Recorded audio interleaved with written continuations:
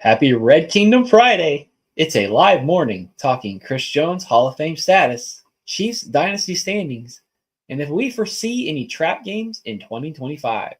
Stay tuned for all that and more on Gridiron Gambit. Welcome, Chiefs Kingdom. Thanks for tuning in to this Red Kingdom media production, bringing you raw, authentic Chiefs coverage. Make sure to like and subscribe to stay up to date on your team. Now sit back and enjoy the show.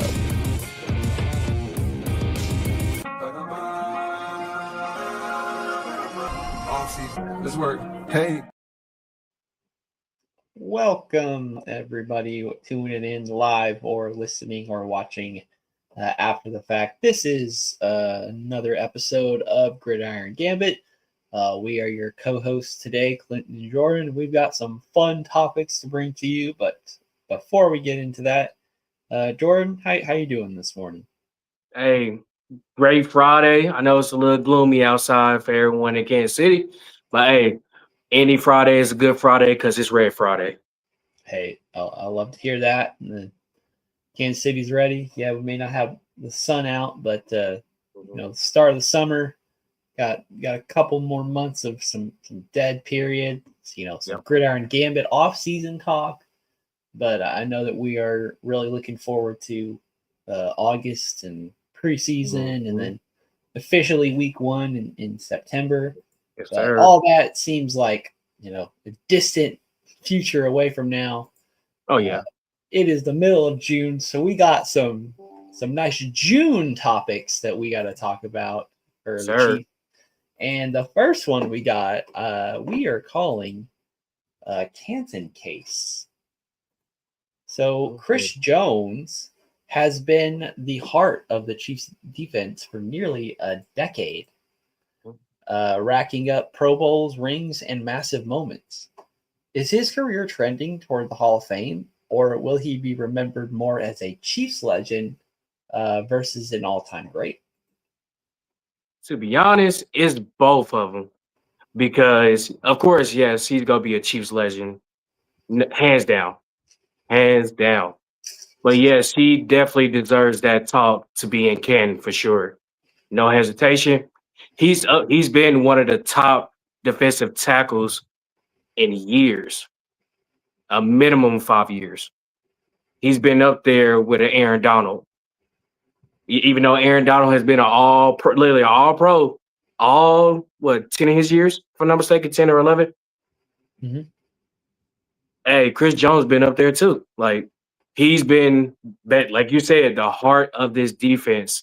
He picks this defense up literally 24/7, inside and outside of the locker room, inside and outside of the field. So Chris Jones for sure deserves that Canton talk. Like, for real. No hesitation. I'm leaning towards that, but I just don't know if it's like the Homer Chiefs Kingdom fan in me that's saying that, because of course the Chiefs legend Ring of Honor talk should be like a no-brainer, obvious, Right. Especially because of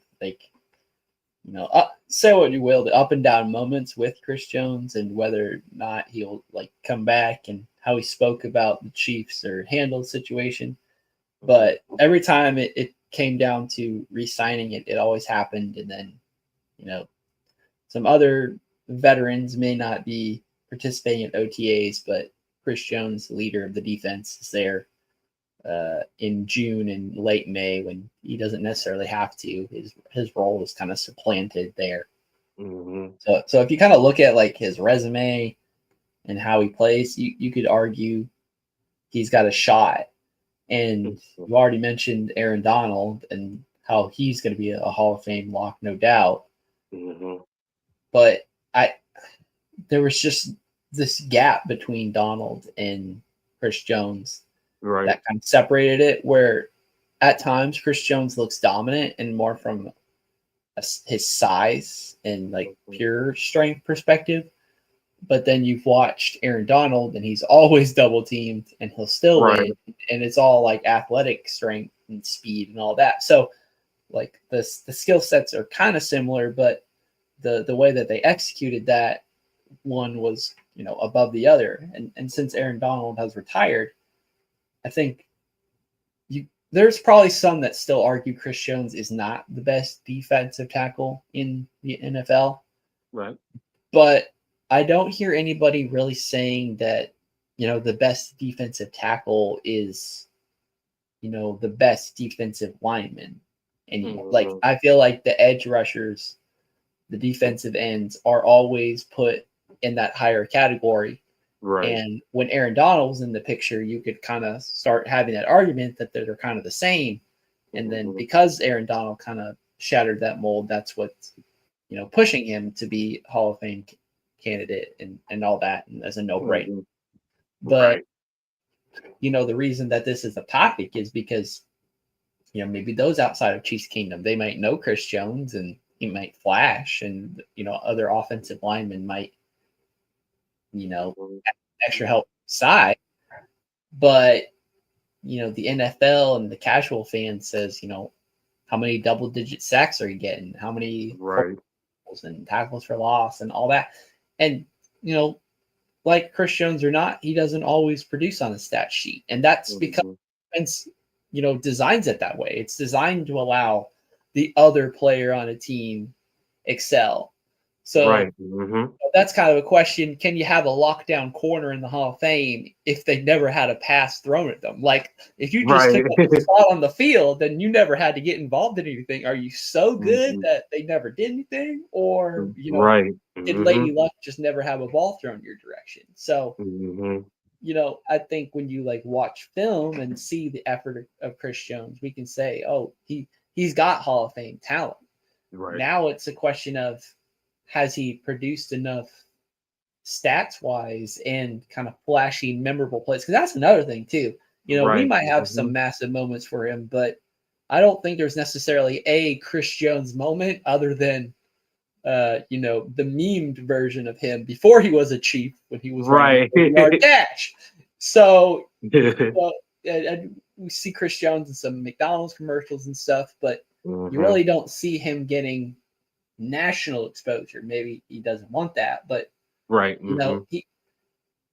he's just not getting the the Mahomes mystique, I guess, that the Chiefs are winning. So everybody on the Chiefs are these superstars. It's just these kind of select few, or specifically Mahomes and Kelsey, who are always, camera shiners, camera spotlighters. They always have cameras on them, and the cameras love pointing at them. Where Chris Jones doesn't necessarily get that same type of media attention. And he also, at this point, doesn't get a lot of, I guess, NFL casual fan attention. Like the us real ones, or like the football analysts.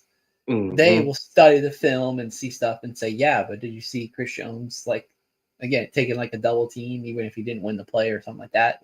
He still did his job, and that allowed this guy over here to excel. So, but again, can you make the Hall of Fame by being the ultimate asset in other people's success? It's like if Mahomes was only throwing 25 touchdown passes every year instead of the 50 that we got used to, would we be saying, oh, it's all on Mahomes? Or is it, man, Travis Kelce had 12 touchdowns and 1,500 yards, or Rasheed Rice had 1,800 yards and 3 touchdowns, or something? You know what I mean? It becomes like the Hall of Fame, I feel, especially nowadays, benefits more if you were the lone good player on your team and the rest of your team kind of stunk. And it feels bad, but it's kind of the nature and the way that, hey, you're a good player, which means you probably went top 5, and that team was bad, and they couldn't really build stuff around you. Or if they did, you still didn't spend the money. We saw that drama with Myles Garrett, but hey, money still talked, and I think he's still at this point the best defensive lineman, edge rusher in all of football. And I think you could maybe, despite what we see in Myles Garrett's character concern and stuff, one can argue that Myles Garrett has a better shot at making the Hall of Fame right now than Chris Jones, just because of what they produced on paper. That's true. As a fan and seeing the impact that Chris Jones has made, you want to see him take that leap.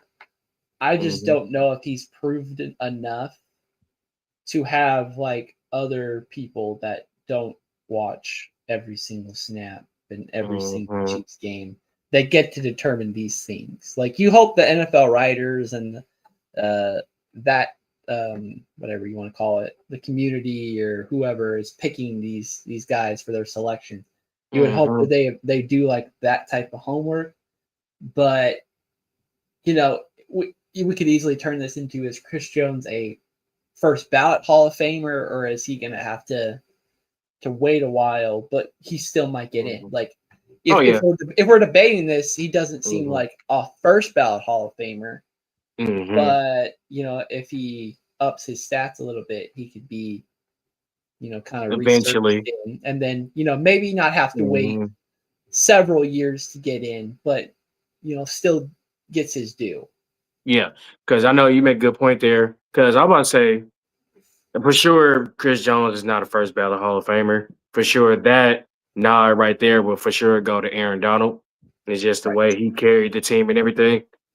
But I wouldn't shy too much away for him to be a first ballot. But if give and take, it's gonna be somewhere between that 5 to 7 year range, and not like 10+ years like a Terrell Owens or Randy Moss, because them people, they wasn't first ballot Hall of Famers within that 5 years.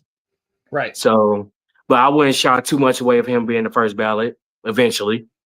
But give and take, like I said, 5 to 7 years ain't that bad. And also with the media aspect of it, I'm glad he don't get that type of attention like a Patrick Mahomes or now Travis Kelce, with him doing his podcast and him being with Taylor Swift and all that stuff. That's good that he don't get that type of attention. He'll get a little bit, but not too much. But you know how goofy he is and how funny he is around his teammates and everything. That's the type of attention that they long, which is good, because with Chris Jones, there's really nothing bad with him. He might have a bad play or a bad run or a bad defensive play. That they'll key on that sometimes here and there, but you really don't hear nothing bad, definitely for sure, outside of the field. So that's always good with seeing how Chris Jones and how his chemistry is with the team outside the field and in the field, because it's just a good thing how he be out there balling for sure. I know that. And then one more thing with Aaron Donald, you see how the Rams wasn't always the best team when he was there. So he had to carry that defense on his back, even though he's had a Jalen Ramsey on his side, some good linebackers here and there, a good defensive end, some Bama boys, some Georgia boys, you know, God who's know what. Yeah. But obviously with Chris Jones, he really don't have to put that weight all on his back, like, hey, I gotta make this, I gotta to. But it's those plays that he does, which is good too, because you know Chris Jones is the big run stopper. But when it comes to the pass game, he likes to rely on everybody else, from the defensive end to the linebackers to the corners. Because when it do come to the pass, he hustles to he basically makes that hustle play, makes the quarterback cut inside instead of out. And you know, that's how Chris Jones does it sometimes. But when it comes to the run, though, he's on it. I can say that for sure. So back to the Hall of Fame stuff. Nowadays, a lot of people see, oh, is he a GOAT of a defensive tackle? Is he the best? I won't say he's the best, but once Aaron Donald left, or he retired and everything, who was up there, including the defensive end, who was up there as a top defensive lineman? Everybody did had TJ Watt. They had JJ Watt when he was in the league before he retired. Chris Jones was up there for a top 5 for sure. But you know how a lot of people switch people up and say, oh, this person's better than Chris Jones and better than whoever. But I can say this, Chris Jones has been a top 5 for sure, top 10 defensive tackle all his years playing. except for like the first couple years, rookie year, and all that stuff. But since he's been playing, he's been a top defensive tackle. So I'm just saying now. And ever since Chris Jones has been on the team, he's never not made the playoffs with the Chiefs. And the worst record the Chiefs have ever had, I think, is 10-7. 10-7, yeah. They still won the Super Bowl that year anyway. So, and again, that's the point. Like, can you put every single player on the New England Patriots dynasty in the Hall of Fame? Can we put every single core Chiefs player in our, hint dynasty coming up in the Hall of Fame? We'd want to, but I think media kind of takes a lot more attention and importance than fans want to give it credit for. And you could have the best player on your team, and if they're not necessarily making plays and flashing, this is the big play that happened, and now we're going to cut to commercial, set up those moments, then he can get lost. Will people remember Chris Jones' names 3 years after he retires? Like, we're still talking about Aaron Donald right now. Like, how many more years will we be talking about Aaron Donald before it's like, oh yeah, him? That's what I'm saying. Like, Hall of Famers, you feel like it should be kind of a no-brainer, and I feel like that's kind of been the argument of, like, is Eli Manning going to make it because he's made Super Bowls? Is Phillip Rivers going to make it because he's got a bunch of yards and wins and all that? So it's like, if we knew what the criteria was for being a Hall of Famer, we could be like, for sure, Chris Jones does or does not fit.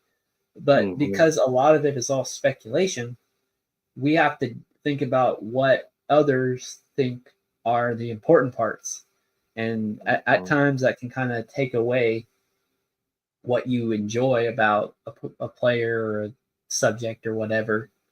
So, we don't want to, tear Chris Jones down or pick apart his game or anything, but we just have to acknowledge that, he is important to us and important to us in Kansas City. And the impact of what he was is going to feel very heavy when he's not here. Right. But I feel like others are also taking for granted the impact that he does provide, because it's not as flashy or dominant or as awe-inspiring as some other defensive tackles have been before him. Right, very true. And kind of the interior lines, it's a hard job, and it's a hard thing to get recognized for. Like, you have to be really, really good. There's some defensive tackles now that are coming up, and you could start making the argument, are they in Chris Jones' league, or are they, slightly behind him, or whatever the case. And that might just be because of Chris Jones' longevity and experience in the league. There's some really good defensive tackles. They've only been in the league a year or two, and give them a few more, and their athletic ability might just automatically take over right there. Right. But all that to say, we're trying to not take advantage of. We're trying to enjoy what Chris Jones provides to us, even if it's not always the spectacular play or the dominant 5-sack performance or whatever like that we want to see from him. But you can't argue his leadership. You can't argue that his character and his play on the field and the effort that he brings every snap now, because that you could argue Chris Jones didn't give it 110% every snap before. You cannot make those claims now, and you cannot say that Chris Jones does not care about this team and want to be a part of this team, because we've seen the actions change and the energy that he shows change that way. So all that to say, let's hope Chris Jones provides some solid, I'd say almost dominant statistical years. So that way that bridge between a maybe Hall of Famer and a first ballot Hall of Famer starts, going up and up. And then we can say, oh, he will for sure be a Hall of Fame, but how many years will he have to wait? That's a more enjoyable conversation than to think, oh, Chris Jones, he might not make it. So. Well, yeah. Yeah. Any final thoughts about our CEO CJ? Hey, like I said before, his game is go show on the field every single year, every single play, every snap, every game, pretty much. Just keep doing what he doing. Like we said, he ain't gonna be that first ballot, but it's always gonna be for sure that Hall of Fame talk. It's no hesitation for sure. He's gonna be in the Chiefs Hall of Fame and the Wall of Fame. But let's eventually they go start getting him to that Hall of Fame talk. I can say within 5 years for sure. All right. And hopefully Chris Jones has some good solid years left. I'm not saying we want to run him down, run him dry, but 10 sacks this year. I'm calling it 10 sacks. Any good performance out of Chris Jones needs to be done in a red 95. That's what all this boils down to. So the year I was born. The year you were born? Hey, you got me 1 year or however many months. All right. So before we move on to our next topic, make sure to like and subscribe. Follow us on all our social media platforms at Red Kingdom Media. Please like and subscribe to our YouTube channel. Leave a like or comment so we can reply and interact with you and make you a part of the show. If you listen to us on Spotify, please rate us 5 stars so we can increase our reach in the playlist. Follow us and all our contributors on all the social media platforms: TikTok, Instagram, Facebook, and X. If you'd like to come on and talk Chiefs, message us so we can potentially set that up. Do you enjoy written content? Subscribe to our Substack. We have both a free and a $5 a month subscription and post on there frequently. And if you have any interest in being a contributor on the writing staff, feel free to reach out and we'll be in touch. It would help support the brand if you would purchase our merch, like the shirt that I'm wearing currently. Set up an order for one of these or 2 or 3, and this will allow us to expand our inventory options. Thanks for being a part of this channel, and if there's any partner that's listening to this interested in sponsoring the show or any other content that we produce, please reach out. Now, back to the show. Let's go ahead and move on to our second topic, which I have deemed built different. So with now 3 Super Bowl titles in a span of 6 years, Patrick Mahomes and Andy Reid have turned Kansas City into the NFL's gold standard. Are the Chiefs already in the conversation as one of the greatest dynasties in NFL history? Oh, no hesitations. We are. Like I said. I mean, hey, 3 Super Bowls in 6 years? It's crazy. Could have been 4. But we got y'all know what happened. It didn't go too well. That would have seen the first 3-peat in NFL history. That would have been lovely. That would have definitely shot us up as probably better than Brady and the Patriots, for sure. But sometimes things don't happen our way. And it'll be all right. Guess what? We'll be in the Super Bowl next year for sure. No hesitation. We go ball out like we usually do. See some tough opponents like always. But hey, game by game, step by step, we go see the Super Bowl again for sure. From this year or next year, it don't matter what year. We for sure go see the Super Bowl. We go, like I said, this year is our revenge tour. So don't be shocked if y'all see the Chiefs in the Super Bowl again against God knows who. But this dynasty right here is built different. Just to let y'all know this now. Like, to the point, we almost taking Dallas's name as America's team. Don't quote me now and don't hurt me now. But a lot of people and fans out there see us as America's team now. Because y'all see how Dallas is, but y'all see how we are, and we haven't seen nothing less of any AFC championship at all since the Mahomes era. So I would definitely call that a dynasty for sure. So, as a Chiefs fan, I want to say yes, but that's because I got a personal biases. Right. Depending on who you ask, somebody's always got a certain goalpost that either gets moved or a certain bullet point where if you don't hit that or you've already got that strike against you, you're out of the point. Like LeBron James, for some, are never going to be the greatest basketball player of all time because he was not undefeated in the finals. Let alone that he made it to the finals twice as much as Michael Jordan ever has. because he did not go undefeated in his championships. Some people discount LeBron, and then that's like the hot debate. And even though Brady has 7 Super Bowls to his name, Joe Montana never lost a Super Bowl. Yep. Terry Bradshaw never lost a Super Bowl. Yep. So all that talk was already happening when Tom Brady and them were having the conversation.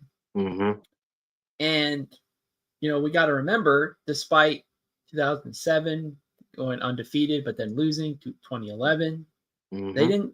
There was a 10-year period where the Patriots were competitive, but they did not win or get over the final hump. There was always something else in the way that prevented them from achieving that.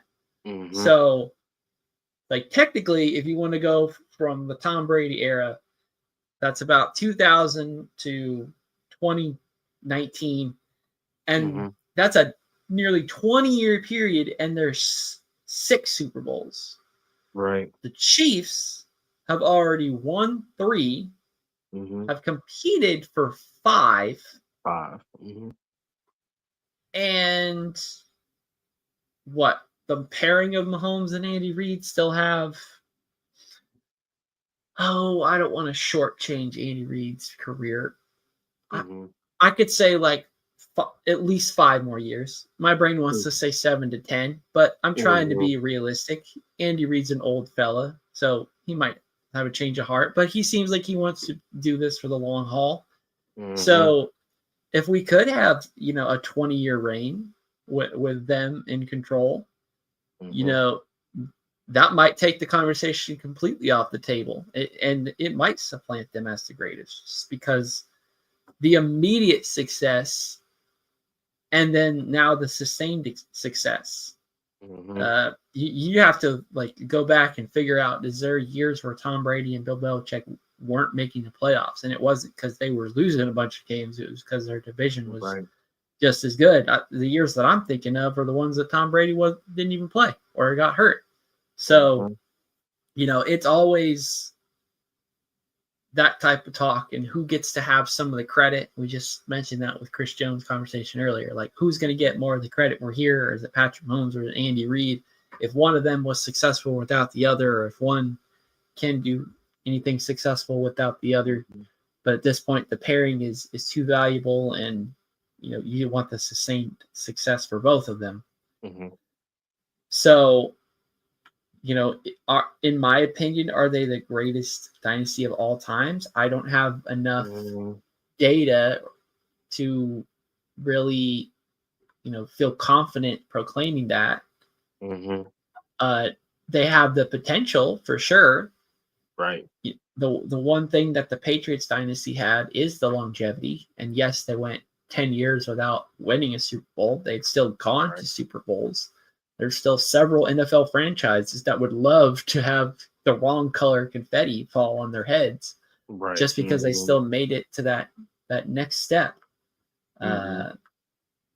So, the Chiefs definitely have an argument, right? And they're definitely the modern dynasty. I think, the Bills and the Bengals and the Ravens, they want to be able to say that. I think the Eagles have somewhat of a voice that they've kind of been around for the last, 10 years or so. Right. When they had gotten a Super Bowl with Carson Wentz, then Nick Foles, and now they've made it to one, then lost, and made it to another, and won it with Jalen Hurts. Yep.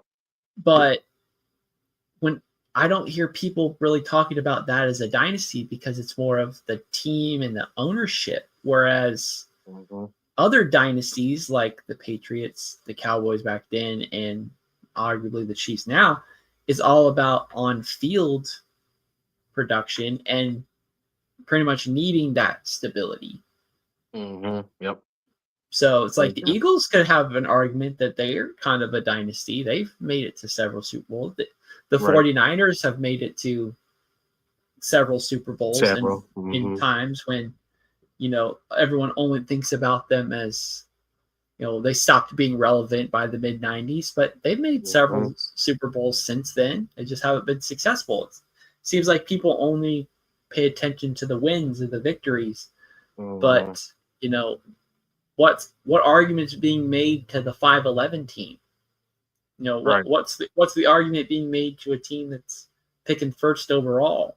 But those are different. They're under different scrutinies. When you're a Super Bowl caliber team, if you don't win the Super Bowl, then everything was a failure. Right.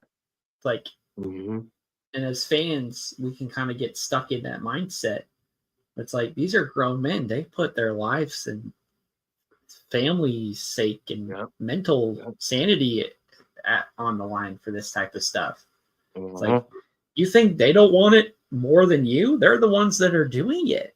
Right. Like, they care about this just as much as you. So if they don't have an answer and you're waiting for them, they're just as frustrated too. But yeah, I think the name is a good name because I think Mahomes and Andy Reid are built a little different.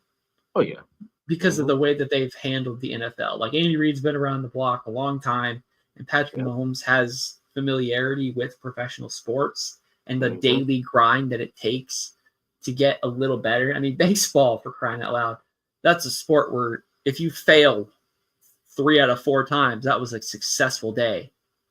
So it's like, just basing what our standards are on, I wanted to ask you this question when you were giving your point too. If the Chiefs stopped making Super Bowls from this point on, would you still be calling them a dynasty, and would other people still call them a dynasty, or do we need continued prolonged success for however many more years and however many more Super Bowl appearances or titles to still justify these dynasty talks? Like, are we already locked in as a dynasty or potential dynasty, even if people don't want to acknowledge it? Or do we still have some more proving to do to even bring up the conversation? For sure, is always room to improve. With all the fans and stuff, it's gonna be a hell of a mix-up. I can say that for sure. Hell of a mix-up. Once we win that next Super Bowl, I feel like that's when the dynasty will pop out even more, for sure. Yeah, 3 out of 5 is not bad, or 3 out of 6 is not bad. But I know analysts and all that stuff like, oh, they would have won this Super Bowl, that would have made got the 3-peat. This would have made them a dynasty, the ultimate dynasty or whatever. But I feel like that longevity is what matters the most. Like, to be honest, it would have been nice to see that 3-peat. But at the same time, if we would have won that 3-peat, we probably wouldn't have seen a Super Bowl in the next 5 years. Then that next year, they'd be like, oh, yeah, they ain't the dynasty no more that we thought they were, and blah, blah, blah, blah. So it's going to always be a mix-up with the fans and the analysts and the commentators, just everybody. So right now, we are that potential dynasty. And, of course, we go improve. Definitely in this 2-3 year span, we'll get another Super Bowl for sure. But right now, I can say for sure right now how we playing. And as I see it, we are for sure, I can say, top 10 dynasty. I can say that for sure because you got to think about it. You had the 85 Bears. Because really, before the Patriots, there was not a team that had long-term dynasty success. All the other teams before that had a good 3 or 4 year stretch, and even then, or a 5 to 10 years. But then there'd be breaks in between. There'd be these little stretches of like, nope, there's this other team that's so much better than them, and maybe they proved it, and maybe they didn't. But the Patriots have set that bar so high, and I think it's just because you have good quarterback and good coach, and you pair them, and you never, mess with the formula that wins. Right. So the Patriots got 20 years to kind of prove how much they could do it. Yeah. And And I feel like the Chiefs at this point, they have that same ability. Mm-hmm. But you could argue every single year that the NFL is way more competitive, way more difficult. Yeah. And, can the Chiefs get caught by the Bengals some year? Yeah. Can they get caught by the Bills at some point? Yeah. Yeah. The Ravens. Yeah. Ravens. The Jaguars almost catch us sometime. I mean, right. COVID year, freaking the Browns have almost get us because it's any given Sunday trying to get the job done. Right. So it's like this is football. You can't predict everything. You can't, to write on a piece of paper this event to happen. I mean, all of us thought the three-peat was inevitable, but the writing wasn't on the wall like we saw it. So, nope. Mm-mm. But I think we can still acknowledge that the Chiefs are a dynasty. Yeah. No matter what, the amount of time that they were dominant or at the top, if not the very tip top, you can't take away their dynasty status. I think up until last year or the year before that, you could start making the argument. You can argue, hey, we haven't seen enough, blah, blah, blah.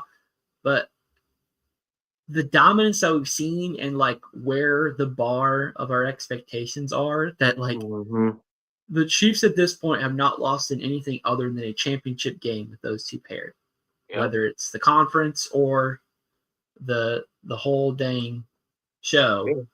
They make it to a championship game despite some of their shortcomings, despite their deficiencies or whatever the case. They prove time and time again that they are championship caliber.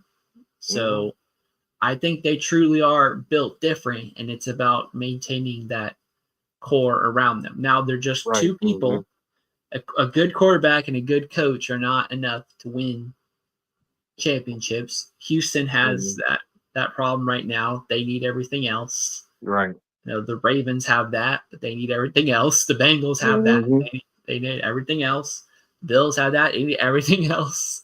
Yep. So, like, it's not just being a good coach and a good quarterback and being a good pair. You still have to have the good team around you. But because Andy Reid laid down the foundation well before Patrick Mahomes, that Patrick Mahomes got to kind of reap what was planted, generations before him. Yep.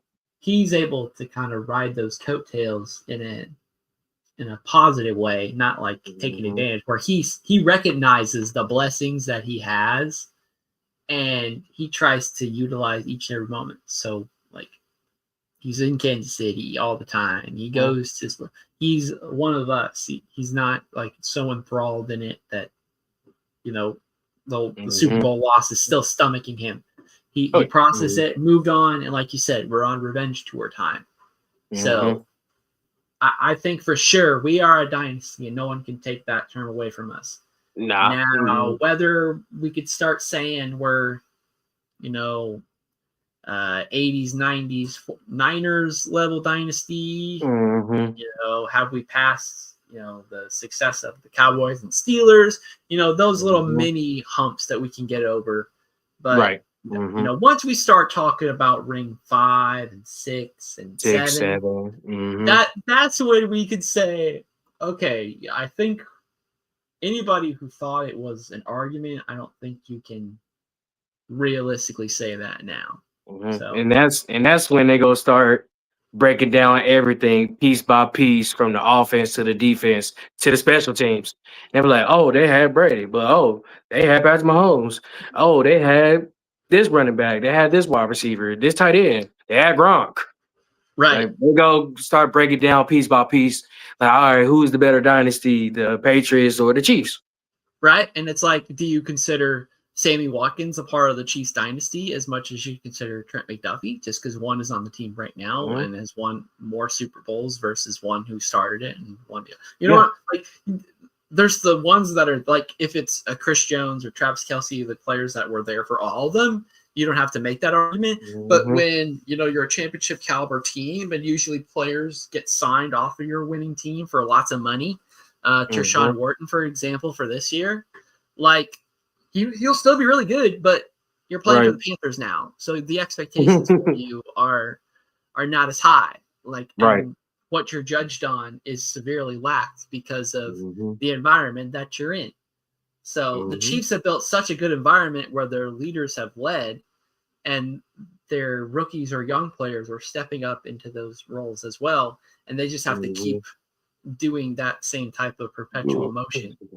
So, we kind of figured that Travis Kelce will be the first one out, and we hope it's not after this year.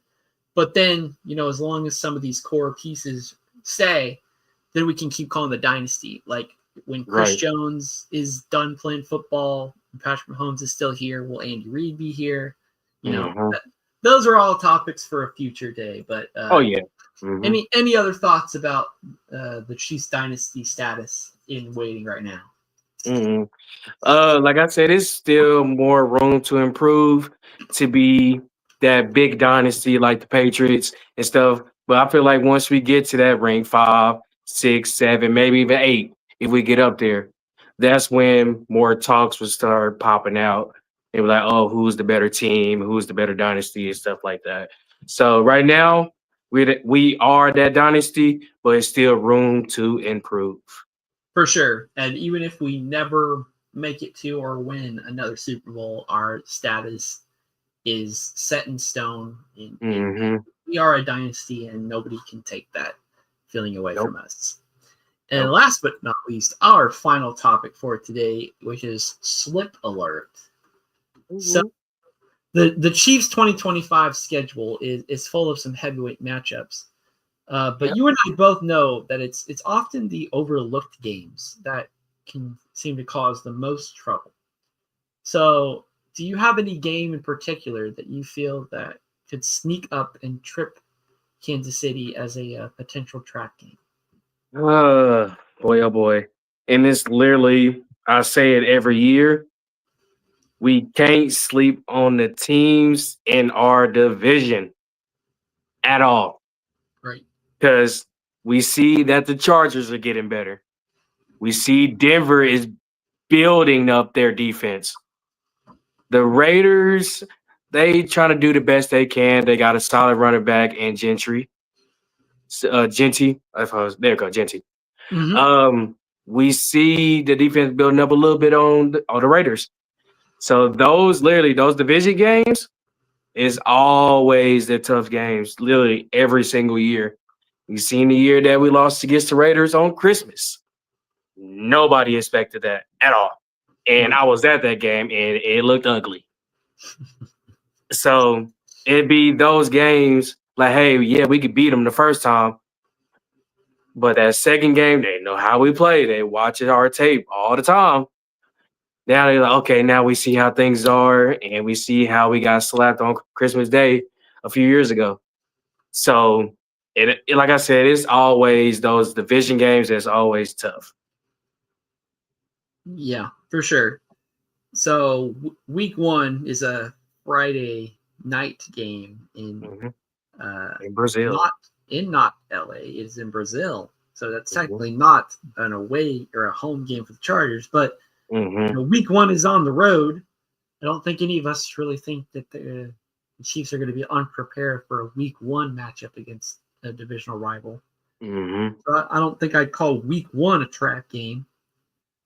Week 2, they play against the Philadelphia Eagles at home, so they're going to be fired up for that one. Fired up for that game, yep. And then after that, a week later, you play Sunday night against the Giants. Now, the Giants, you could argue, oh, that sounds like a trap game. Yeah, but in a way, maybe. I don't think the Giants are that equipped yet to kind of upset us. I don't think they have as many things going for them, and not necessarily flashy. They have some like under the radar, but they don't have enough like core to them that I feel like that's the upset alert to look for. They do got a lot of youth over there. I could definitely say that. They do got a lot of youth. For sure. And, at this point, who the Giants pick as their QB1 is kind of up for debate right now. Right. So then week 4 Ravens, that's not a trap game. Monday night against the Jaguars. Potential. It's like it could be. I don't think the Jaguars are necessarily a bottom feeder team, but they did just pick top 5 this draft and trade up for number 2. So, they're a team that has some core pieces around it, but still hasn't found necessarily their new identity yet. Right. Sunday night against the Lions, that's not a trap game. So that's going to be right up. But the following week, a noon game against the Raiders. You just said the Raiders aren't going to be that competitive. You don't think, but that's the first one that comes up as, that seems like a game I would have just swiped right on past. But the circumstances before it, the team that they're playing against, am I picking them to lose to the Raiders at home? No. But if you're just point that little stretch at me and say, is it more likely that they lose, to the Jaguars or the Raiders? It's like, I don't know. Maybe give it to the Raiders. Because at least the Jaguars is a Monday night game. This Raiders matchup's a nooner game right afterwards. So, that's kind of tough. Monday night against the Commanders, that's not trap. That's not trap. Bills not a trap. Week 11 afternoon game in Denver. The first time you play the Broncos will be after a bye week. I know I got flamed a little bit because I said that could be a trap game where we could lose that just because of where it stands. But Andy Reid is, a genius when it comes to bye week preparation. Right. But I think you just said it. The division is different now, and I think while more media pundits are picking the California teams or the Las Vegas team also to be the sleeper divisional winner. I think around here we kind of give more respect to the Broncos and acknowledge that Bo Nix, while he might not be perfect, is a quarterback that can and has beaten Mahomes.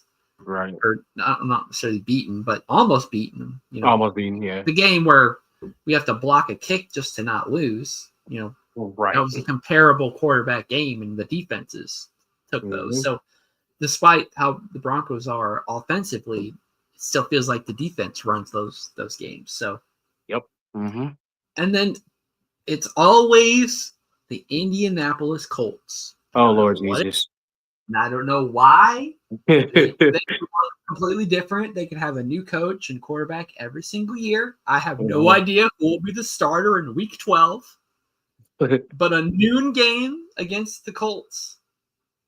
It's an Arrowhead. So, again, say circumstances out loud. You should say, no, I should feel good about this.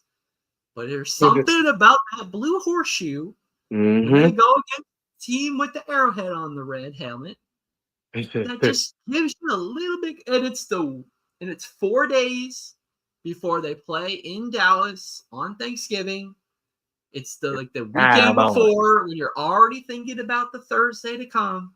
That Colts game week 12, if it's not the Broncos game before that or the Raiders first game in week 7, those are the ones that stick out to me. The Chiefs are not losing to the Titans anymore. We can thankfully mark that off. We got a win against them in the playoffs. We need to start winning against them in the regular season again, even before Patrick Mahomes. For some reason, the Tennessee Titans and Andy Reid were just never a good matchup. Right, and we get to see Snead. We get to see Snead, which is good. Hopefully, he's healthy around that time. We get to play against him. I was going to say, maybe Snead's actually on the field to play something because Tennessee feel like we just fleeced them. We got the 66th overall pick and turned that into a pass rusher for us. And they're still hoping to see anything out of the Jerry Snead. So, a revenge game, who knows? But, the rest of the schedule other than week 18 or week 17, whether or not those games are important for the Chiefs. A lot of people have been saying they won't be, but I just feel like it's too competitive now and the division is so much better where we're going to have to play each and every game to win at its finest, where last year we could sit and let the Broncos, embarrass us and have everybody, scared what's to come. But I don't think the Chiefs are going to be in a position where they can take the last stretch of the schedule lightly.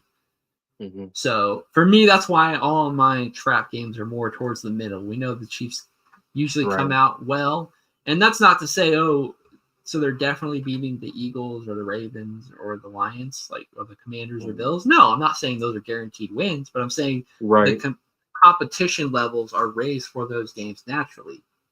I think the Chiefs kind of have that old Steelers mentality where if you're playing a bad team, you can kind of give a mediocre C- game and still come out on top. And most of the times they can. But we've also seen them, fall. They one year we win 13 games, but they lose to a 3-13 team. So, it can kind of flip that way. The NFL is always competitive no matter what. A team is preparing to beat you specifically each and every week. And we joke, every time Chiefs play any team, that's their team's Super Bowl. If I can just compete against the Chiefs, I can feel a little better about where I stand in the grand scheme of the NFL. And maybe, just maybe, if I ever saw the Chiefs on the grandest stage or the game before the grandest stage, maybe I can have my shot at them. So, oh, darn it. Here we go. Speaking about... Here, hold up. It had to happen at the end of the show. It had to happen at the end of the show, back-to-back weeks. Now it's his turn. Yep, technical difficulties, y'all.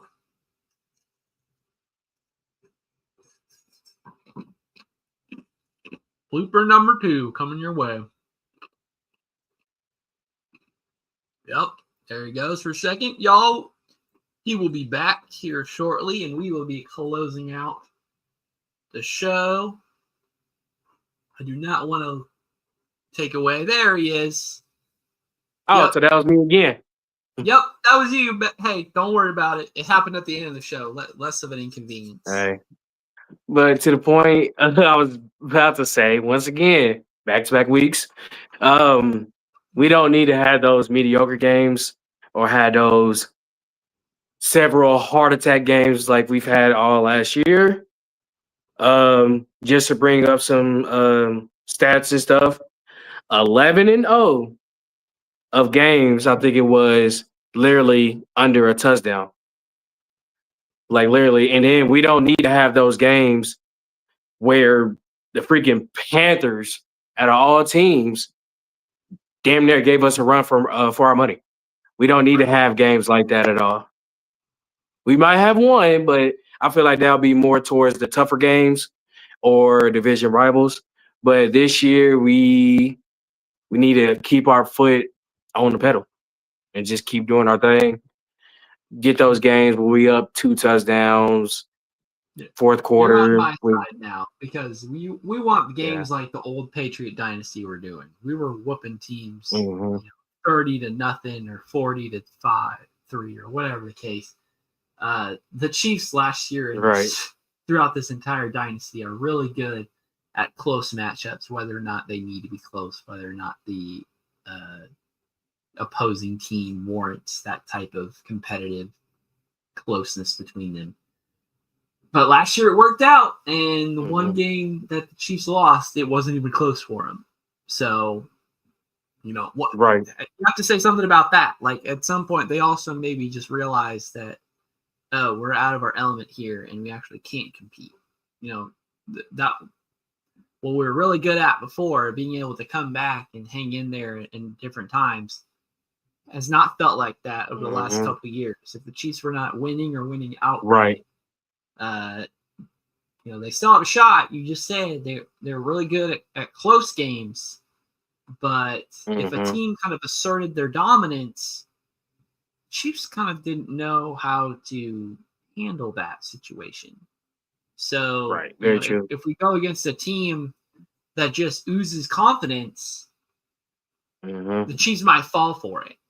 So I agree. I'm ready to see some just, pissed off Mahomes and some no nonsense Andy Reid. I don't screw it. Let's win 35-0. Let's stop sitting on a lead. Let's prove that we are a team to fear, and it's not just one player or one side of the ball. It's a complete team. Right.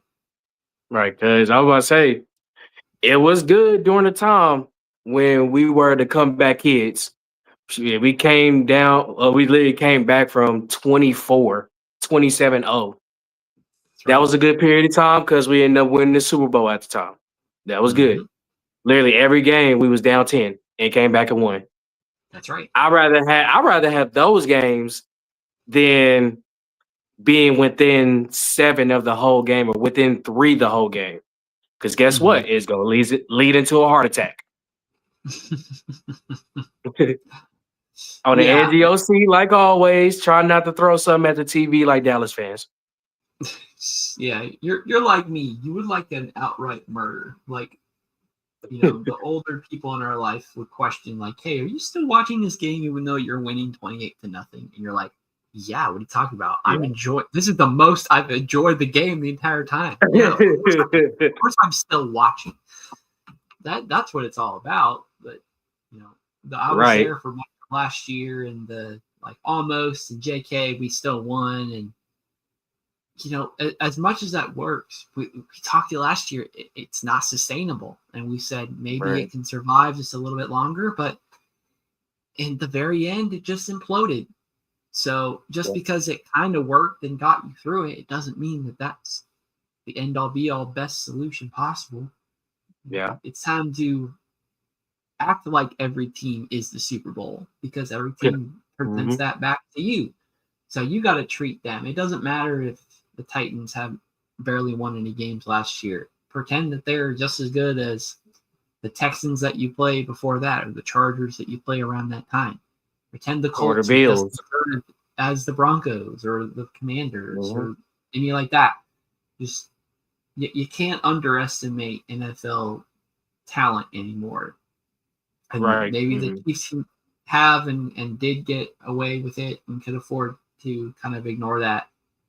But if they want to continue to supplant their dynasty and further prolong that reign as the current dynasty and up its status, these trap games have to be identified now, like we're doing here, and start picking apart what this team can do to beat us and why they can be confident, and kind of start to impose our will, if you will.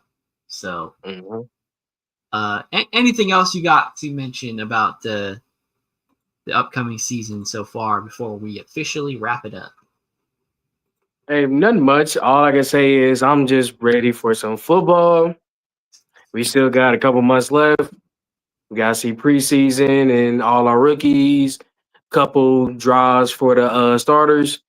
But I'm just ready for week 1 against the Chargers in Brazil.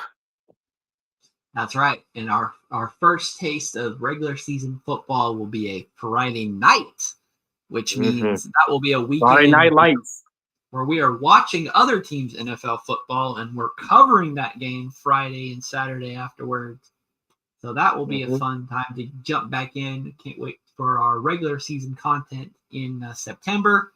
But, we do have some more off-season content. I know you wanted to kind of plug that before we close it. All righty. Hey, make sure y'all keep your eyes open and your ears, because I will be definitely dropping a video for training camp dates. So hopefully they will drop those here in the next few weeks, because it's looking like mid-July or end of July for training camp. And just be looking out for the video. That's right. So some of us at Red Kingdom Media will be down there at training camp. We'd love to shake hands, give hugs, say what's up, high fives, whatever the case. Just kind of be a part of Chiefs Kingdom and introduce you to Red Kingdom if you haven't already been accustomed to it, or hype out with you, or you're gonna clown us on a bad take we gave. Whatever the case, if you've seen us or heard from us, please do not hesitate to come up and reach out or talk to us in some way. It definitely makes our day to connect more with Chiefs Kingdom. Most definitely. that is our time, ladies and gentlemen. Thank you all for joining us on this edition of Gridiron Gambit. Please like and subscribe to our YouTube channel. Follow us on all of our social media platforms. Please follow our contributors on whatever you socialize on social media. Whatever you got, we got short form, we got long form content, we got articles. We are all over the place, all over the internet. We are here to give you the best Chiefs coverage or NFL coverage possible. And with that being said, I hope you all have a good rest of your day and enjoy your weekend. As always, go Chiefs! Thanks for checking out this update straight from the heart of Chiefs Kingdom. We appreciate your passion, so please leave a like and follow us wherever you tune in from. See you next tailgate, your trusted source for all things Chiefs, Red Kingdom Media.